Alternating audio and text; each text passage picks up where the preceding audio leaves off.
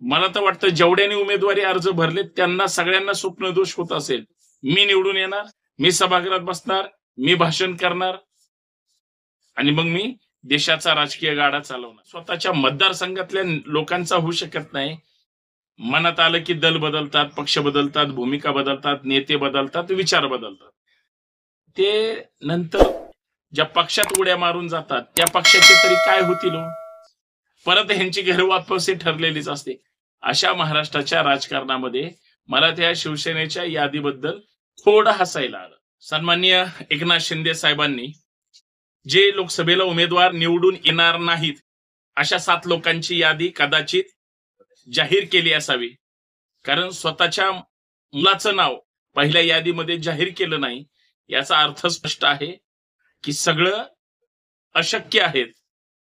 परंतु माननीय एकनाथ शिंदे साहेबांनी ज्या 7 लोकांची यादी जाहीर केली, मग ते मुंबई दक्षिण मधून किंवा दक्षिण मध्य मुंबई मधून राहुल शेवाळे साहेब असतील, कोल्हापूर मधून धैर्यशील माने साहेब असतील, शिर्डी मधून सदाशिव लोखंडे साहेब असतील, तिकडं बुलढाण्यामधून प्रतापराव जाधव साहेब असतील, हिंगोली मधून हेमंत पाटील साहेब असतील, रामटेक मधून राजू पारवे साहेब असतील, जे काँग्रेसमधून आता शिंदे गटामध्ये त्यांनी एंट्री केली, हातकलंगले मधून संजय मंडलिक साहेब असतील किंवा पुण्यातून मावळ लोकसभा मतदारसंघातून श्रीरंगाप्पा बारणे साहेब असतील.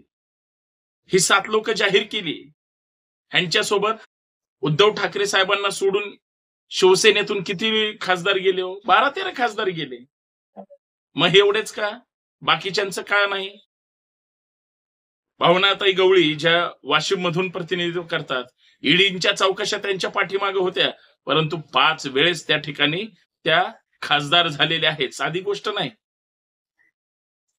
आणि मला प्रश्न पडला, ज्यांच्यावर प्रचंड वेगवेगळ्या भ्रष्टाचाराचे किंवा आर्थिक उलाढालीचे म्हणूयात, ज्यांच्यावर आरोप आहेत, त्यांना नंतर म्हणजे शिंदे गट भाजप सोबत गेल्यानंतर सगळ्या चौकशा पण बंद झाल्या. पण हे जे काही 8 उमेदवार जाहीर केले, दक्षिण मध्य मुंबई पासून ते मावळ पर्यंत, यांची काही गॅरंटी नाही का? का तिथं उद्धव ठाकरे साहेब तगडे उमेदवार देतील? त्याचं कारण सुद्धा तसंच आहे. उद्धव ठाकरे साहेबांच्याच नेतृत्वाखाली अर्थात शिवसेनेचे हे खासदार म्हणून सगळी सन्माननीय मंडळी निवडून आली.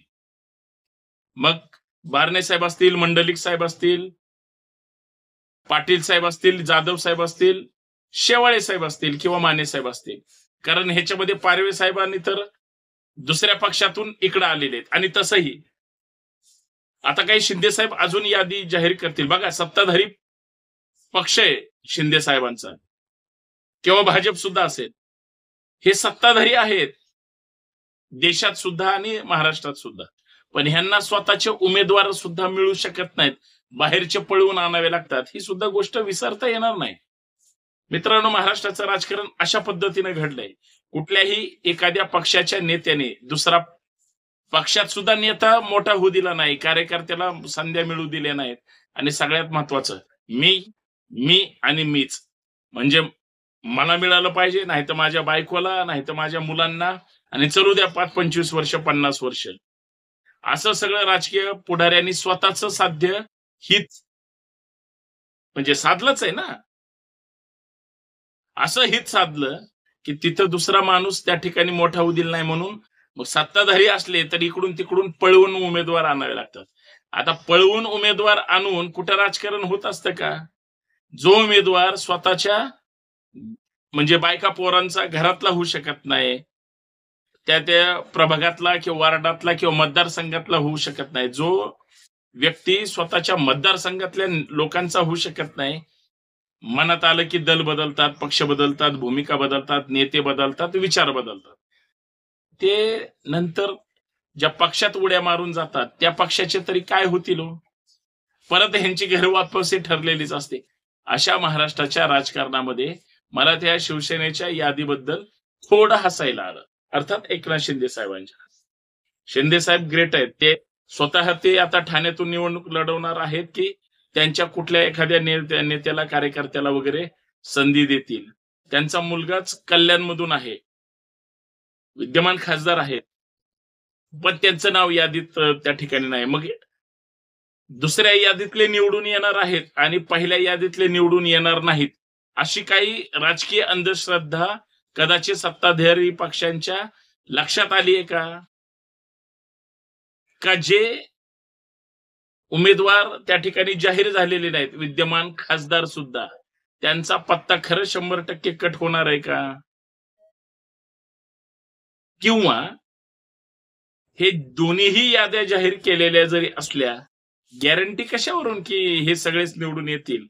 मग तसे तर सगळ्या पक्षांच्या प्रत्येक उमेदवाराला वाटतं आता मी निवडणूक लढवणार नाही किंवा माझा तो पिंड नाही, परंतु मला वाटलं की नाही नाही मी 100% निवडून येणार, अशी स्वप्न पडणारी किंवा ज्यांचा स्वप्न दोष होतो, अशा लोकांचं राजकारणामध्ये खरंच काय फिक्स असतं? मला तर वाटतं जेवढ्याने उमेदवारी अर्ज भरले त्यांना सगळ्यांना स्वप्न दोष होत असेल. मी निवडून येणार, मी सभागृहात बसणार, मी भाषण करणार आणि मग मी देशाचा राजकीय गाडा चालवणार. प्रत्येकाला वाटलं तर एकच निवडून द्यायचं ना एका लोकसभा म्हणजे लोकसभा क्षेत्रामध्ये, विधानसभा क्षेत्रामध्ये. मग हे सगळं ह्या उमेदवारांचं असेल किंवा त्या उमेदवारांचं असेल, मला फक्त त्या यादीवर संशय आहे म्हणून मी चर्चा करतोय. मला काय करायचं कुठलं कुणालाही उमेदवारी देऊ द्या, कुणाचंही बरं होऊ द्या किंवा अजून कुणाच्या हिताचं असेल, नथिंग, काहीच देणं घेणं नाही. पण आश्चर्य ह्या गोष्टीचं वाटतं, शिंदे साहेबांनी या लोकांवर विश्वास का टाकला असेल याचं गमक मला हे लक्षात आलंय की जे माणसं, जे खासदार, जे आमदार स्वतःच्या मतदारसंघाचा आणि घटनात्मक पदाचा विचार न करता हे जर माझ्यासोबत गुवाहाटीला पळून आले असतील, तर मग या लोकांना दुखवून कसं चालेल हा सुद्धा एक सगळ्यात महत्वाचा विचार. आणि बघा, काही जण पडलेले असतात, काही जण पडतील किंवा काही जण पाडण्यासाठी प्रयत्न करतील, पण ह्या सगळ्या ह्याच्यामध्ये ही सगळी लोक पैशासाठी इकडे तिकडे भुलणारी असतात. मग हे जनतेचे कसे काय होतील, हे मतदारसंघातल्याच लोकांचे कसे काय होतील? अहो, हे कुणाचेच होऊ शकत नाही असा संशय प्रत्येक नेत्याला येतो. म्हणून प्रत्येक ठिकाणी बंडखोरी झालेली आहे. प्रत्येकाला वाटतंय हा उमेदवार नको, आता ह्याला बसवा. प्रत्येकाला वाटतंय लोकांच्या विचारांचं वातावरण बदललेलं आहे, म्हणून मतदारसंघात सुद्धा लोकसभेच्या बदल घडला पाहिजे. आता जर असं लोकांचं सामान्य प्रामाणिक मत असेल, तर ह्यांना कुणाला म्हणजे कुठल्या ना कुठल्या नेत्याला, अर्थात विद्यमान खासदारांना, एखाद्याला डावलावं लागेल तर दुसऱ्याला त्या ठिकाणी रिपीट करावं लागेल. ते मंत्रिपदावर रिपीट होतील की नाही माहित नाही, परंतु एखादा सलग 1, 2, 3, 5 टर्म निवडून आला असेल आजपर्यंत, परंतु जर आता इथून पुढच्या निवडणुकांमध्ये तो पडणार असेल भविष्यात, सगळी लोक यांच्या विरोधात आहेत, मग ह्यांचं दुकान कसं काय चालणार? मग ह्यांना कोण विचारणार? हा सुद्धा फार मोठा प्रश्न आहे ना. आणि हा प्रश्न पडला पाहिजे, लोकांना पडतायत. म्हणून महाराष्ट्रात असो किंवा देशामध्ये बदल उमेदवारांच्या यादीमध्ये जसा घडलाय, तसा निवडून येणाऱ्यांच्या यादीमध्ये सुद्धा बदल घडेल सांगता येत नाही. प्रत्येक फॅक्टर निवडणुकींमधला, अर्थात मोदी सरकारचा मोदी फॅक्टर असेल, विरोधकांचा राहुल गांधी पॅटर्न असेल, आता तिसरी आघाडी होऊ पाहते, त्यांचा एक सगळ्या म्हणजे ओबीसी बहुजन समाजाला एकत्र करून मताचा टक्का चांगला वाढवायचा आहे यासाठीच असेल, किंवा विरोधकांना ब्रेक बसावा म्हणून स्वतःच उमेदवार उभे करायचे, म्हणजे आपोआप सत्ताधारी सहज दुसऱ्या मार्गाने पुढे जाऊ शकतात, असं नाकारता येणार नाही. आता याच्यावर पर्याय एक तर सरकार काढेल, नेते काढतील, पुढारी काढतील, किंवा थेट स्वतः मायबाप मतदार जनता काढेल, हे फक्त समजून घेतलं पाहिजे. परंतु याच्यामध्ये राजकारणाचा किस लागतोय, राजकीय पुढाऱ्यांचा किस लागतोय. काळ अडचणीचा, संकटाचा असला तरी उद्या या देशामध्ये परिवर्तनाची जी काही नांदी आहे त्या दृष्टिकोनातून यशस्वी होण्याचा किंवा तसा प्रचार करून मोदी विरोधी वातावरण तयार करण्याचा हा सगळा प्रकार जो काही वेगळ्या वेगळ्या पद्धतीने दिसतोय, इलेक्ट्रॉल बॉन्ड सारखा जगातला सगळ्यात मोठा घोटाळा सुद्धा याच सत्ताधाऱ्यांकडून झालेला असेल तर लोकांना सगळं दिसतंय, लोक सगळं पाहतात की कशा पद्धतीचं किती घाणेरडं राजकारण भारतामध्ये विद्यमान सत्ताधाऱ्यांनी केजरीवालांना आतमध्ये टाकून त्या ठिकाणी सुरू केलेलं आहे.